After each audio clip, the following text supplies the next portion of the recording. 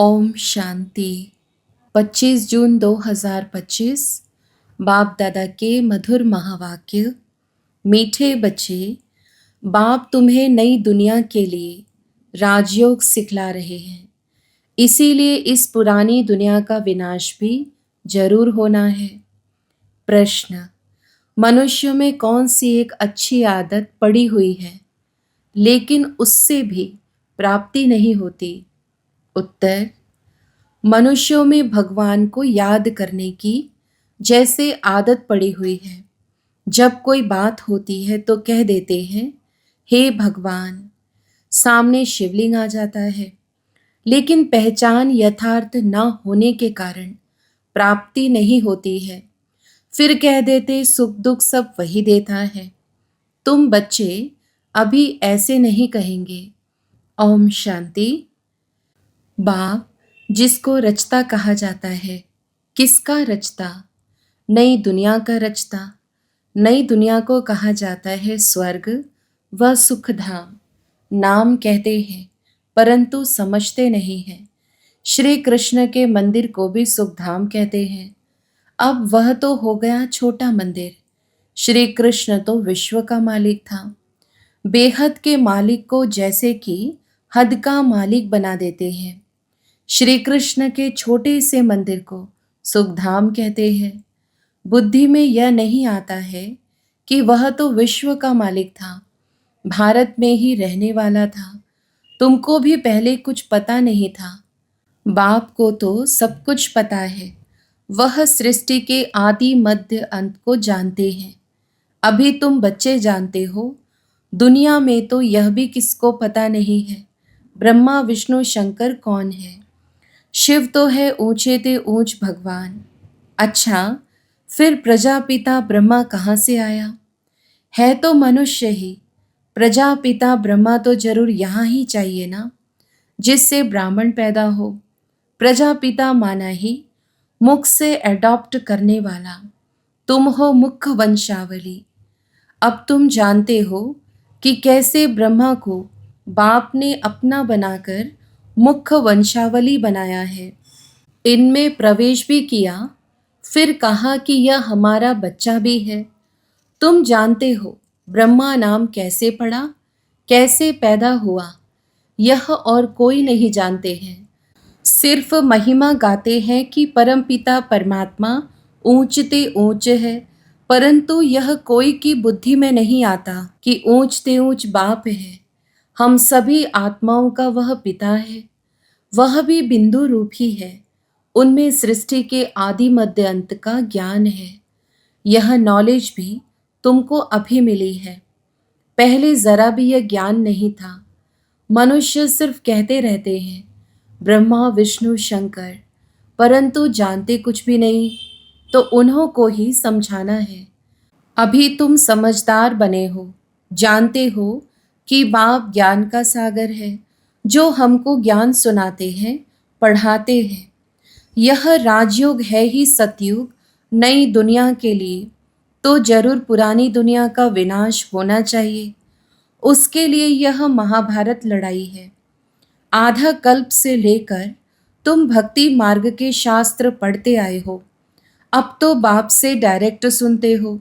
बाप कोई शास्त्र नहीं बैठकर सुनाते हैं। जब तप करना, शास्त्र आदि पढ़ना, यह सब भक्ति है। अब भक्तों को भक्ति का फल चाहिए, क्योंकि मेहनत करते ही हैं भगवान से मिलने के लिए, परंतु ज्ञान से है सद्गति। ज्ञान और भक्ति दोनों इकट्ठे चल ना सके। अभी है ही भक्ति का राज्य। सब भगत हैं। हर एक के मुख से ओ गॉड फादर जरूर निकलेगा। अब तुम बच्चे जानते हो कि बाप ने अपना परिचय दिया है कि मैं छोटी बिंदु हूँ। मुझे ही ज्ञान का सागर कहते हैं। मुझ बिंदु में सारा ज्ञान भरा हुआ है। आत्मा में ही नॉलेज रहती है। अभी तुम बच्चे समझते हो कि उनको परमपिता परमात्मा कहा जाता है। वह है सुप्रीम सोल, अर्थात सबसे ऊंचते ऊंच। पतित पावन बाप ही सुप्रीम है ना। मनुष्य हे भगवान कहेंगे तो शिवलिंग ही याद पड़ेगा। वह भी यथार्थ रीति से नहीं, एक जैसे की आदत पड़ गई है कि भगवान को याद करना है, भगवान ही सुख दुख देता है। अभी तुम बच्चे ऐसे नहीं कहेंगे, तुम जानते हो कि बाप तो सुख दाता है। सतयुग में सुखधाम था, वहाँ दुख का नाम नहीं था। कलयुग में है ही दुख, यहाँ सुख का नाम ही नहीं। ऊंचते ऊंच भगवान, वह है सर्व आत्माओं का बाप। यह किसको पता नहीं है कि आत्माओं का बाप भी है। कहते भी हैं हम सब ब्रदर्स हैं, तो जरूर सब एक बाप के बच्चे ठहरे ना। कोई फिर कह देते कि वह तो सर्वव्यापी है, तेरे में भी है, मेरे में भी है। अरे तुम तो आत्मा हो, यह तुम्हारा शरीर है, फिर तीसरी चीज कैसे हो सकती है? आत्मा को परमात्मा थोड़े ही कहेंगे। जीव आत्मा कहा जाता है, जीव परमात्मा नहीं कहा जाता। फिर परमात्मा सर्वव्यापी कैसे हो सकता? बाप सर्वव्यापी होता तो फिर फादरहुड हो जाता। फादर को फादर से वर्षा थोड़े ही मिलेगा, बाप से तो बच्चा ही वर्षा लेता है। सब फादर कैसे हो सकते? इतनी छोटी सी बात भी कोई की समझ में नहीं आती है।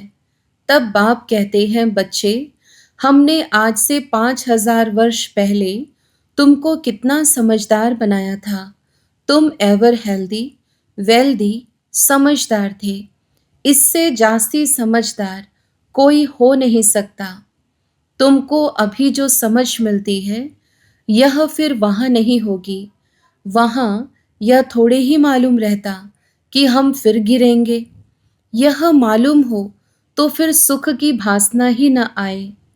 यह ज्ञान फिर प्राय लोप हो जाता है। यह ड्रामा का ज्ञान सिर्फ अभी तुम्हारी बुद्धि में है। ब्राह्मण ही अधिकारी रहते हैं। तुम्हारी बुद्धि में है कि अब हम ब्राह्मण वर्ण के हैं। ब्राह्मणों को ही बाप ज्ञान सुनाते हैं। ब्राह्मण फिर सबको सुनाते हैं। गायन भी है कि भगवान ने आकर स्वर्ग की स्थापना की थी, राजयोग सिखाया था। देखो, श्री कृष्ण जयंती मनाते हैं, समझते हैं कि श्री कृष्ण बैकुंठ का मालिक था, परंतु वह विश्व का मालिक था, यह बुद्धि में नहीं आता।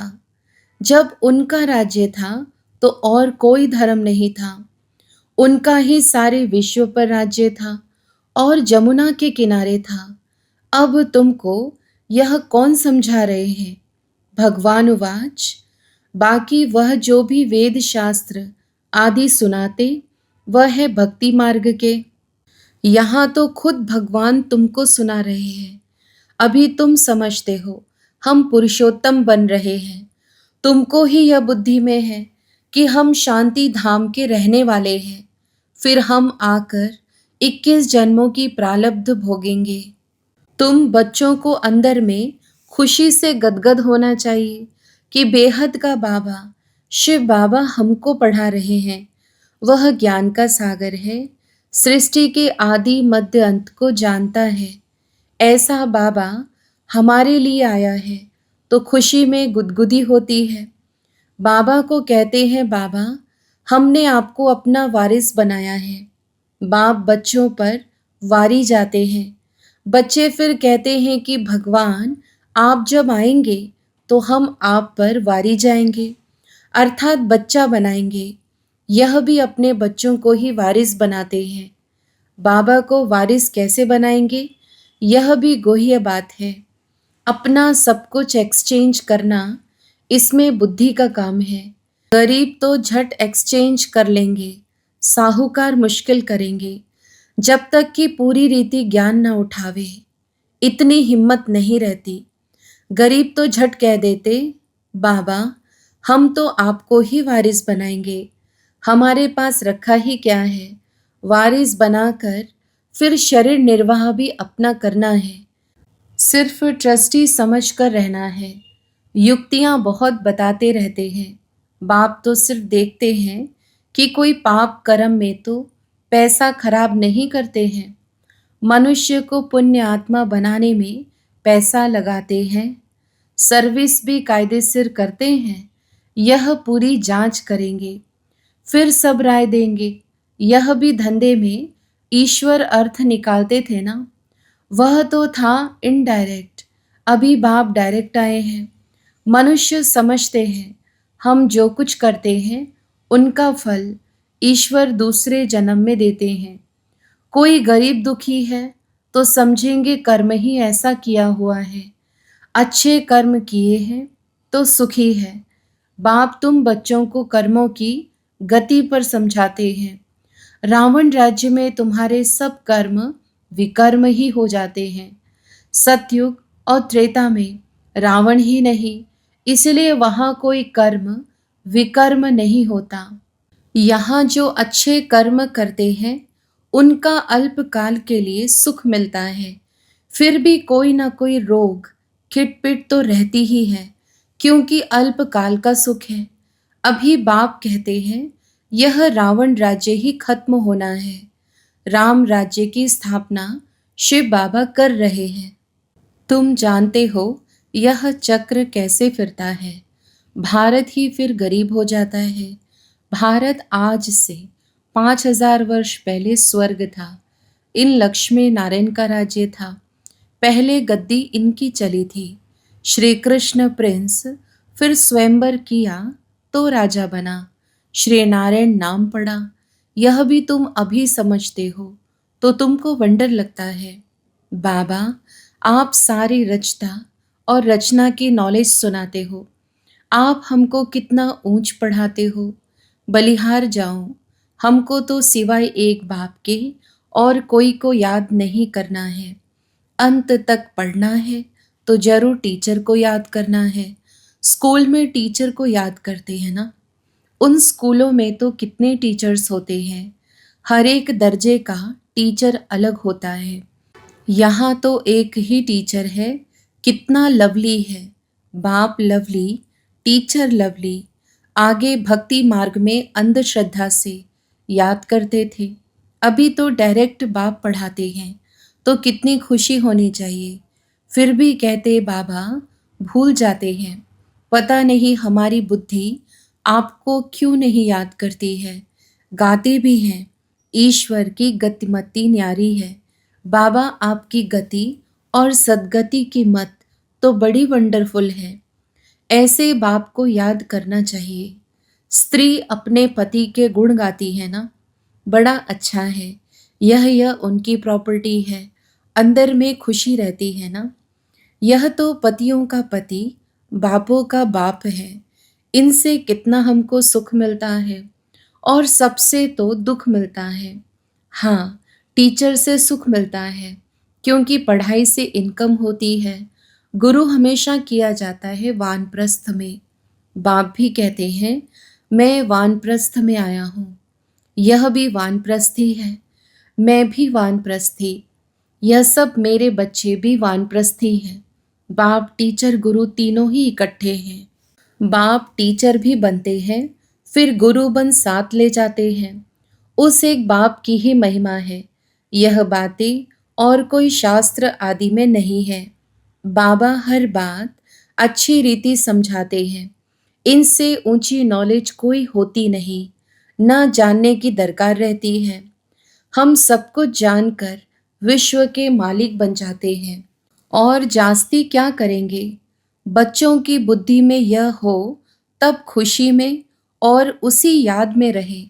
पुण्य आत्मा बनने के लिए याद में जरूर रहना चाहिए। माया का धर्म है तुम्हारे योग को तोड़ना। योग में ही माया विघ्न डालती है। भूल जाते हो माया के तूफान बहुत आते हैं। यह भी ड्रामा में नोंद है। सबसे आगे तो यह है, तो इनको सब अनुभव होते हैं। मेरे पास जब आए तब तो सबको समझाओ ना। यह सब माया के तूफान आएंगे। बाबा के पास भी आते हैं, तुमको भी आएंगे।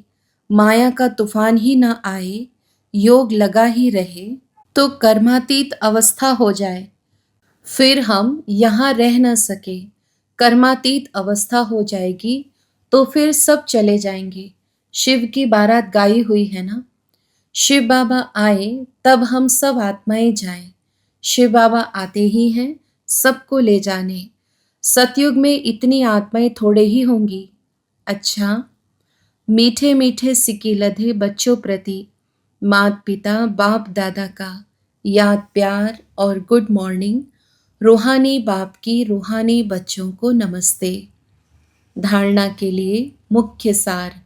पहला, शिव बाबा को अपना वारिस बनाकर सब कुछ एक्सचेंज कर देना है। वारिस बनाकर शरीर निर्वाह भी करना है। ट्रस्टी समझकर रहना है। पैसे कोई भी पाप कर्म में नहीं लगाने हैं। दूसरा, अंदर खुशी में गुदगुदी होती रहे कि स्वयं ज्ञान का सागर बाबा हमको पढ़ा रहे हैं। पुण्य आत्मा बनने के लिए याद में रहना है। माया के तूफानों से डरना नहीं है। वरदान, सत्यता के आधार पर एक बाप को प्रत्यक्ष करने वाले निर्भय अथॉरिटी स्वरूप भव। विस्तार, सत्यता ही प्रत्यक्षता का आधार है। बाप को प्रत्यक्ष करने के लिए निर्भय और अथॉरिटी स्वरूप बनकर बोलो, संकोच से नहीं। जब अनेक मत वाले सिर्फ एक बात को मान लेंगे कि हम सबका बाप एक है और वही अब कार्य कर रहे हैं, हम सब एक की संतान एक हैं और यह एक ही यथार्थ है, तो विजय का झंडा लहरा जाएगा। इसी संकल्प से मुक्तिधाम जाएंगे और फिर जब अपना अपना पार्ट बजाने आएंगे तो पहले यही संस्कार इमर्ज होंगे कि गॉड इज वन। यही गोल्डन एज की स्मृति है। स्लोगन, सहन करना ही स्वयं के शक्ति रूप को प्रत्यक्ष करना है। अव्यक्त इशारे, आत्मिक स्थिति में रहने का अभ्यास करो, अंतर्मुखी बनो। जैसे यह देह स्पष्ट दिखाई देती है वैसे अपनी आत्मा का स्वरूप स्पष्ट दिखाई दे, अर्थात अनुभव में आए। मस्तक अर्थात बुद्धि की स्मृति व दृष्टि से सिवाय आत्मिक स्वरूप के और कुछ भी दिखाई न दे, वह स्मृति में न आए। ऐसे निरंतर तपस्वी बनो, तब हर आत्मा के प्रति कल्याण का शुभ संकल्प उत्पन्न होगा। भल कोई अपने संस्कार स्वभाव के वश आपके पुरुषार्थ में परीक्षा के निमित्त बना हुआ हो, उसके प्रति भी सदा कल्याण का संकल्प उत्पन्न हो। अच्छा, ओम शांति।